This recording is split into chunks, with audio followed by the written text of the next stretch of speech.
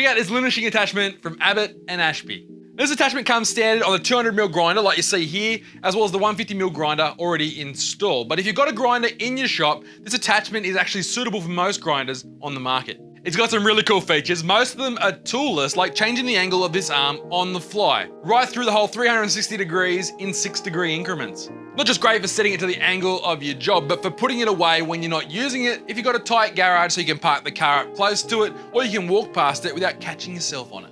Another great feature is you can pivot that support plate from top to bottom, which is great for using the belt for free strapping. And changing belts has never been easier either. You simply just push it down to lock it and unlock it. That's really handy when you're working your way up through all the grits, getting yourself down to a fine polished finish. And once you've got the new belt on, that tracking adjustment is also toolless with the dial up the front. Every shop needs a grinder, and you got to admit, that Linisher attachment is pretty beaut, just like the rest of the Abbott and Ashby gear. Check out the full range at your local Sydney Tools store or online, sydneytools.com.au. Hit me up with your questions in that comment section down below. And until next time, I'm Tim. Thanks for watching Sydney Tools TV.